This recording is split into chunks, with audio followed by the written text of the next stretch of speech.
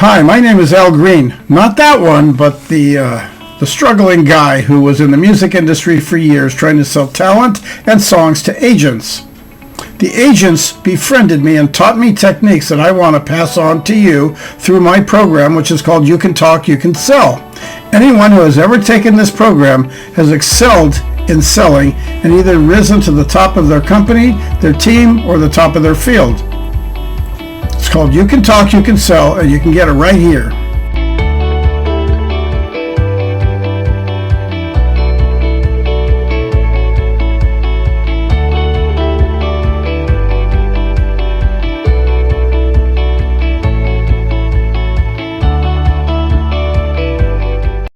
What's the secret to the highest income earners in the sales career?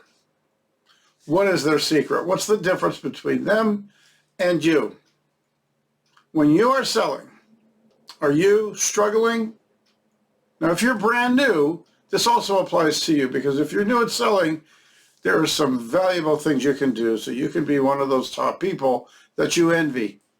The ones who are at the top of the ladder and everybody else, 80%, are underneath them.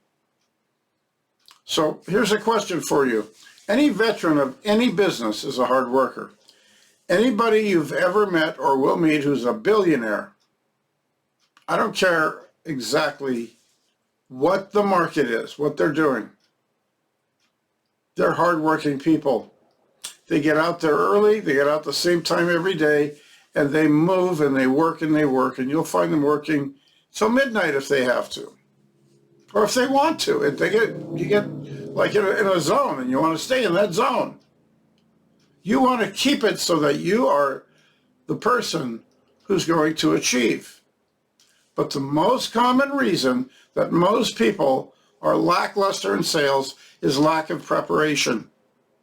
They are not prepared and skilled. So what happens? If you talk features and benefits, basically about your product, you probably have a competitor that sells the same product.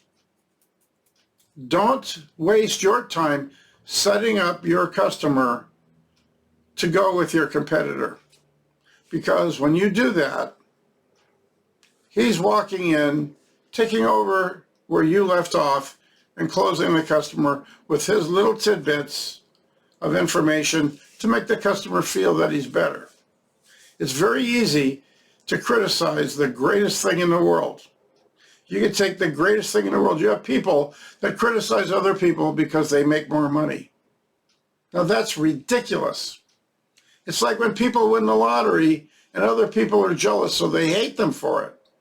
You don't want to set up your customer for the next guy. You want to set them up for you. And you got to leave them wanting more to talk to you. Now remember, people don't like to be sold, but they love to buy. Your competitor might not know that. And all the techniques that are taught here are techniques that your competitor probably doesn't know. Set yourself up to be the one that closes that sale and gains the customer. Be prepared.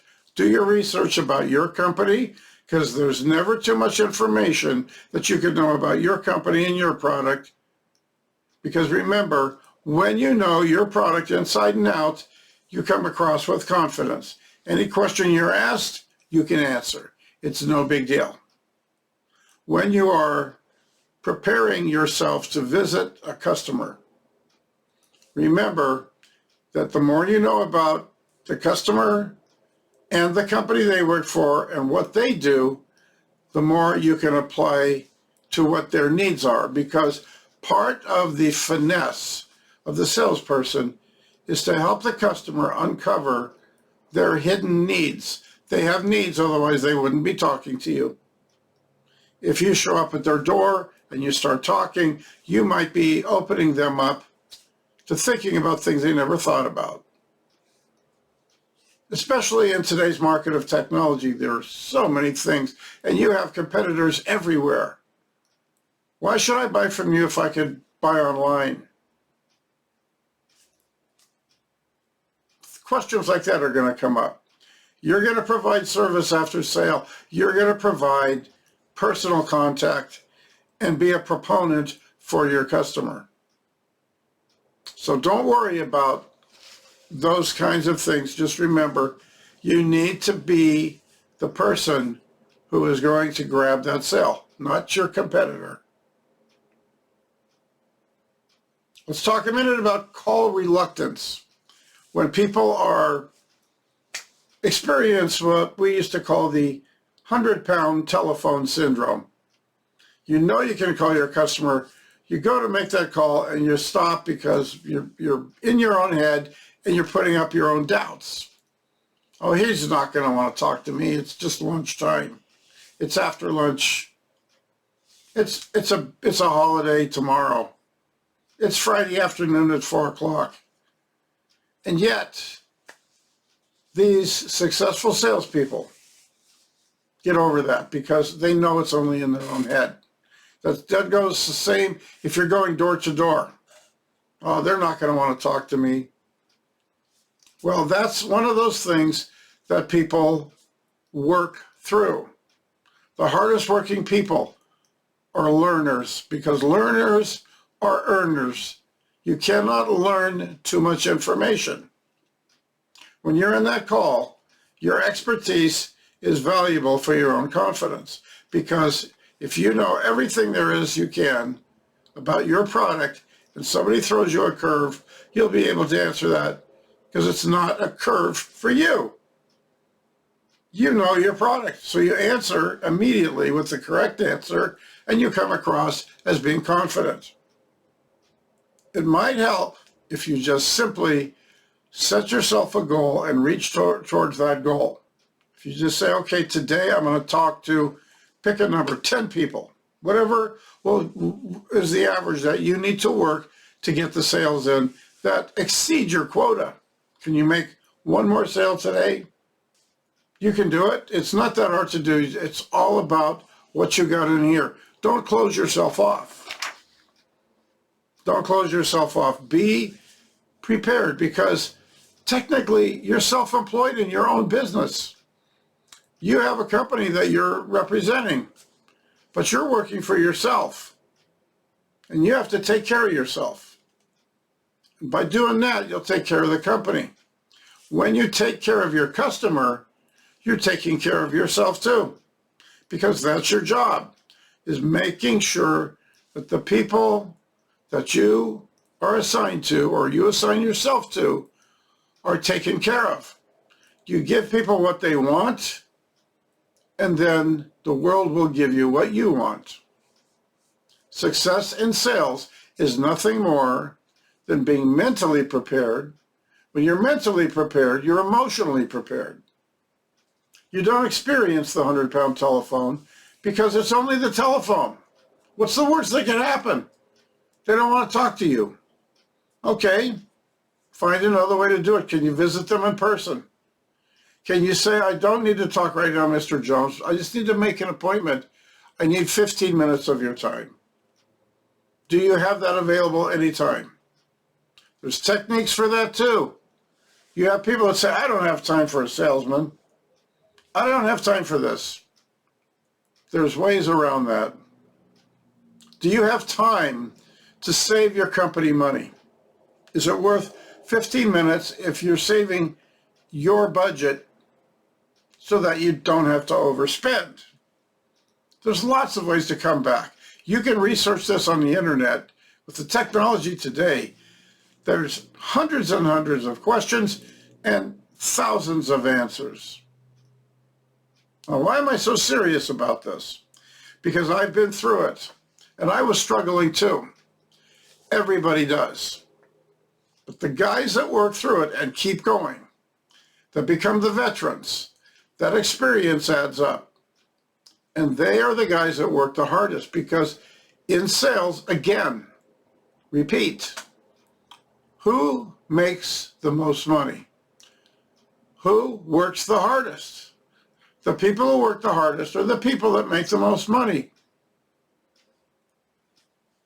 Because you cannot get involved in selling if your personality is one where you learn to enjoy things, you do real good and you close a big sale that feels good. That kind of motivates you to the next guy.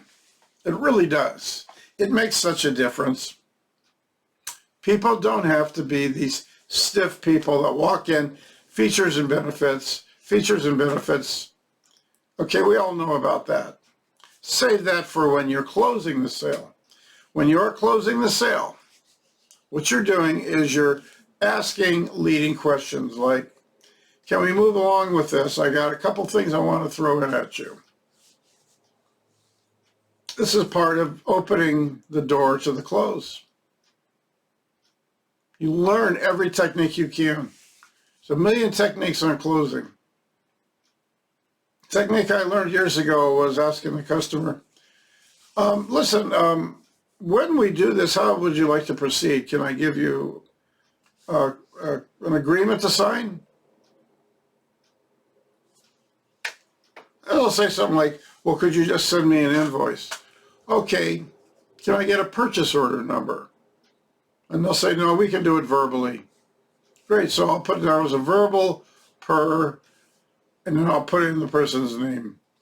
Okay, a purchasing agent named Sven told me, we don't do purchase order numbers, you do it by my name and date.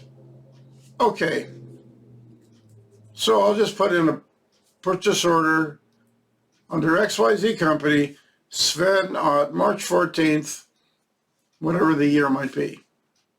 Because I got that verbal commitment because I moved him to the point of making a decision. If I had walked away and said, think about it, my competitor is right behind me with the same kind of closing technique. Keep yourself motivated and keep yourself informed. You'll do way better.